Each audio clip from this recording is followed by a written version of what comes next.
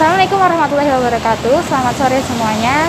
Nama saya Nisa Sarah Aulia Rahma, nomor induk mahasiswa 2020016 dari Prodi Akuntansi Universitas Cakra Ternate Yogyakarta.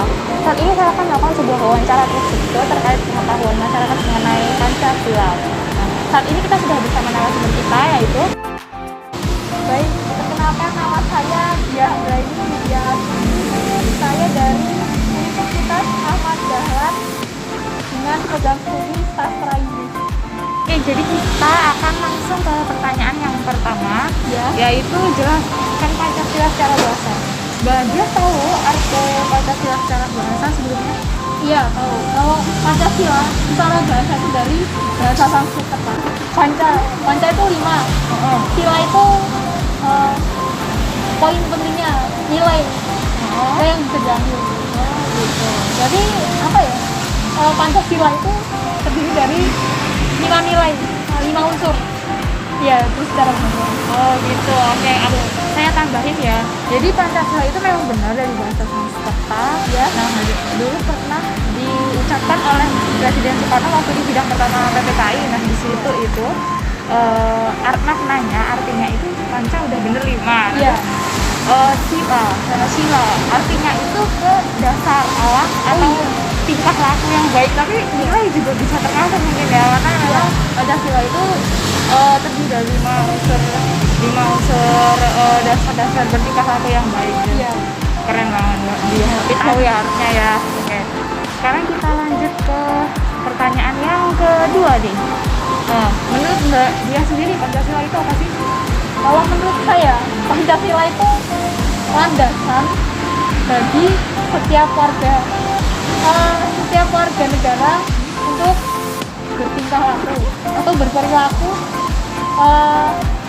di Indonesia ini. Oh gitu. Jadi kayak pedoman hidup gitu Iya, lah ya. itu pedoman hidup kalau di Indonesia. Nah, kalau urusan Pancasila, Ketuhanan yang Maha Esa, kemanusiaan yang adil dan beradab, iya. persatuan Indonesia, kerakyatan yang dipimpin oleh hikmat kebijaksanaan dalam permusyawaratan perwakilan, keadilan sosial bagi seluruh rakyat Indonesia. Betul. Oke, kalau silakan Itu kayak kerakyatan yang dipimpin oleh hikmat kebijaksanaan. kerakyatan yang dipimpin Oleh hikmat kebijaksanaan. Nah, kalau kerakyatan ini apa ya? Kita kan suka mengeluarkan aspirasi kita kan. Yang mana itu dari rakyat, oleh rakyat untuk rakyat.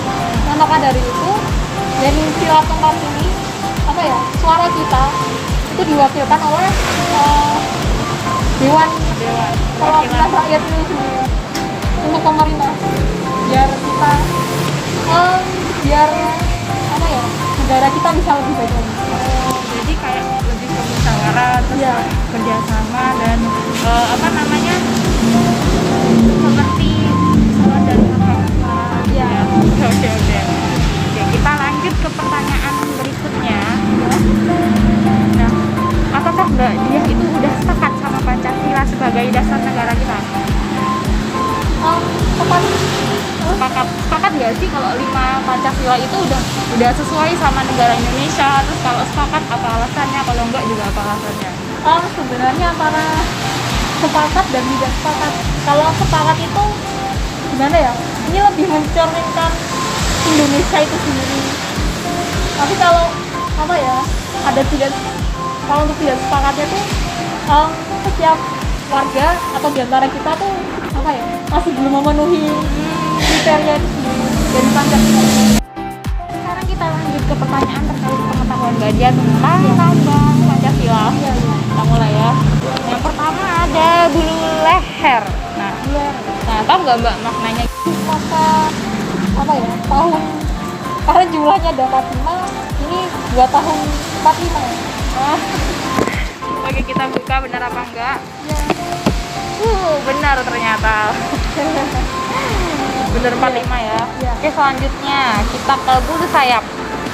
Nah, Saya itu tanggal menandakan apa? tanggal kalau bulu sayap itu melambangkan tanggal tanggal kemerdekaan. tanggal kemerdekaan. Oke, kita buka.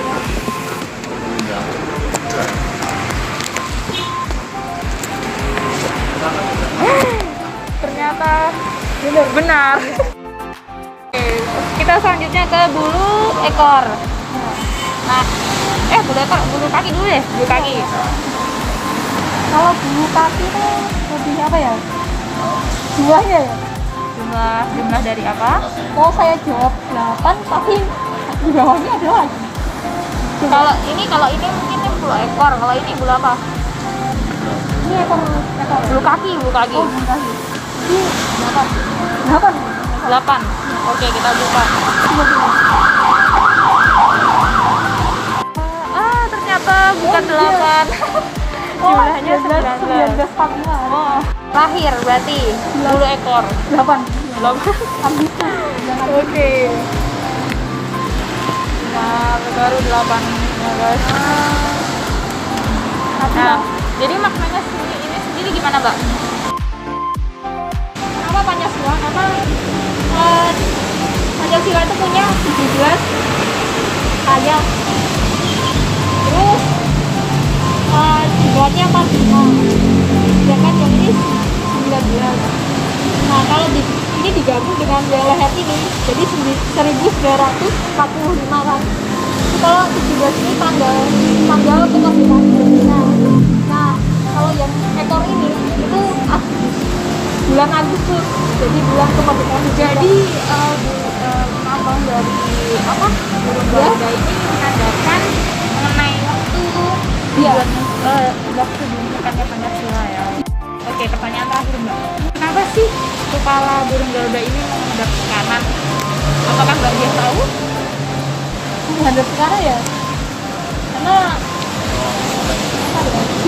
kiblatnya ke kanan mungkin ya? Karena kiblat. Oke. Nah, saya jelaskan ya. Burung Garuda itu menghadap ke kanan karena kanan itu melambangkan kebenaran atau lurus gitu. Oh. Jadi melambangkan simbol-simbol kebenaran atau lurus, diharapkan ya Pancasila ini bisa menjadi pedoman agar masyarakatnya itu bisa bersikap laku yang benar dan lurus. Oke, jadi begitu wawancara terstruktur kita bersama Mbak Dia.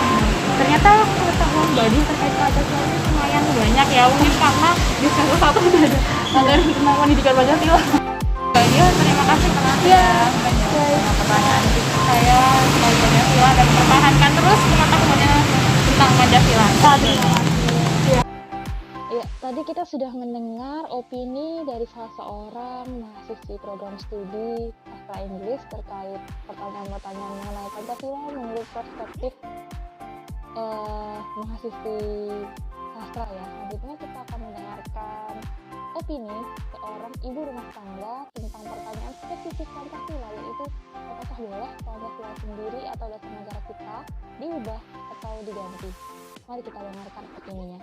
Menurut saya sebagai ibu rumah tangga, dasar negara kita Pancasila sebenarnya sih tidak perlu diganti.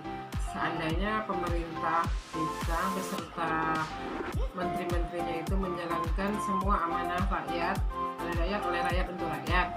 Nah, itu dijalankan sebagaimana mestinya untuk kesejahteraan sosial bagi seluruh rakyat Indonesia berdasarkan Pancasila yang kelima. Tapi realitanya di dalam bermasyarakat kita banyak sekali yang menyalahi aturan-aturan dari dasar-dasar Pancasila tersebut. Jadi intinya antara Pancasila dan pemerintah harus benar-benar mengakomodir semua keinginan masyarakat yang ada di Indonesia berdasarkan ketuhanan yang Maha Esa dan keadilan sosial bagi seluruh rakyat Indonesia. Gitu. Jadi kalau untuk diubah boleh atau tidak? Kalau misalnya tidak mengakomodir keinginan tujuan murni dari Pancasila, kenapa nggak dirubah? Tapi kalau misalnya itu sudah pemerintah sudah bisa mengakomodir semua, nggak perlu dirubah. Gitu. Berarti jawabannya agak 50-50 ya. Oke, baiklah. Terima kasih Bu Dora atas waktunya. Masih sama-sama. Jadi begitulah wawancara kita bersama Ibu Dora. Nah, Beliau berpendapat bahwa Pancasila sebagai dasar negara Indonesia dalam kondisi tertentu bisa diubah atau diganti. Perlu diketahui bahwa Pancasila sendiri telah diatur dalam Undang-Undang Nomor 10 Tahun 2004 Pasal 2 yang berbunyi Pancasila sebagai sumber dari segala sumber hukum. Ini menandakan bahwa kedudukan Pancasila ada di atas konstitusi yang mana sebenarnya tidak dapat diubah atau diganti. Demikianlah wawancara saya bersama salah satu mahasiswi perguruan tinggi di Indonesia dan salah seorang ibu rumah tangga terkait pertanyaan-pertanyaan mengenai Pancasila. Semoga masyarakat dapat menggali informasi lebih terkait Pancasila dan dapat mengaplikasikannya ke dalam kehidupan sehari-hari. Demikian dari saya, kurang lebihnya mohon maaf. Wabillahi taufiq wal hidayah. Wassalamualaikum warahmatullahi wabarakatuh.